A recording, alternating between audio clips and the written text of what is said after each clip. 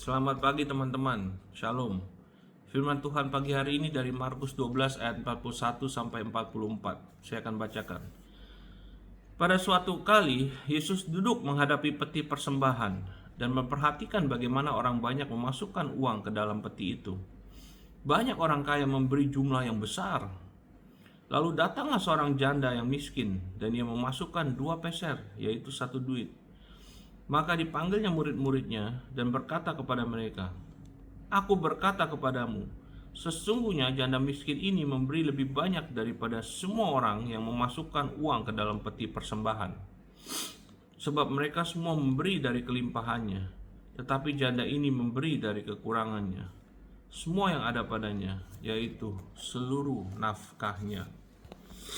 Ya teman-teman, jadi bagian yang mengejutkan dari persembahan janda itu bukanlah bahwa ia memberi semuanya, tetapi bahwa bait Allah menerimanya. Yesus tidak pernah menyuruh murid-muridnya meniru janda itu. Ia menyuruh mereka memperhatikan dia. Ada perbedaan. Tepat sebelum momen ini, Yesus memperingatkan tentang ahli-ahli Taurat yang suka kehormatan, perhatian publik, gelar religius, dan doa yang panjang. Lalu ia mengatakan sesuatu yang tajam. Mereka menelan rumah janda-janda. Dan segera setelah itu, ia duduk dekat peti persembahan dan melihat seorang janda miskin memasukkan 2 keping uang kecil. Perhatikan bagaimana Yesus mengamati. Yesus tidak melihat ini secara terpisah. Ia baru saja menegur penyalahgunaan itu, lalu melihatnya terjadi. Seorang janda, orang yang seharusnya dilindungi menurut hukum, memberikan semua yang ia miliki untuk hidupnya, dan bait itu menerimanya. Seharusnya ini lebih mengusik kita daripada biasanya ya, karena banyak orang diajarkan kisah ini seolah-olah Yesus memuji betapa kosongnya ia menjadi. Seolah-olah pesannya adalah berilah sampai tidak ada yang tersisa dan Tuhan akhirnya akan terkesan. Seolah-olah dompet yang kosong membuktikan hati yang setia. Padahal Yesus baru saja mengecam orang-orang yang menelan rumah janda. Jadi mengapa ia langsung merayakan seorang janda yang ditelan? Padahal pengorbanannya nyata ya. Imannya mungkin tulus. Pemberiannya sangat berarti baginya. Yesus melihat itu. Tetapi ia juga melihat apa yang sudah dianggap biasa oleh semua orang. Ia melihat orang kaya memberi dari kelebihan mereka, sementara seorang janda miskin memberi dari apa yang ia butuhkan untuk bertahan hidup. Ia melihat seorang perempuan yang hampir tidak punya apa-apa, berdiri di depan sistem keagamaan yang masih tahu cara menerima darinya.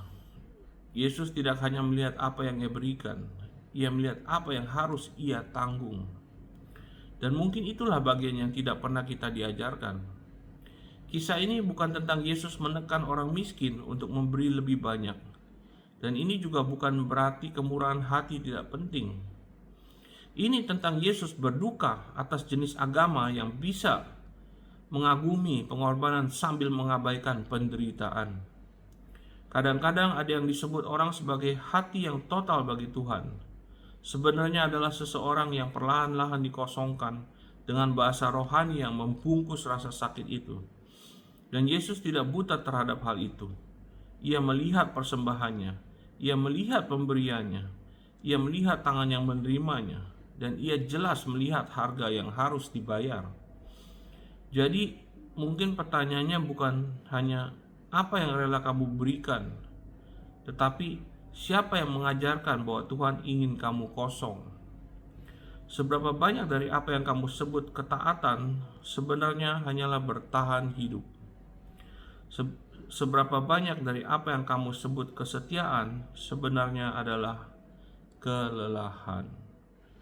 Ya, referensinya dari Lukas 20, 46 dan 47 dan Lukas 21 ayat 1 dan sampai 4 ya.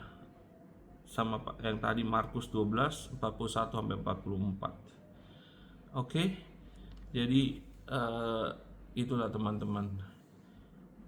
Kita harus bantu orang overcome ini ya, religious trauma ya.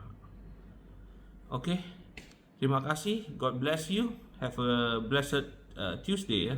Is it Tuesday? Yeah, I think it's Tuesday. Okay, I'll see you again tomorrow. Bye bye.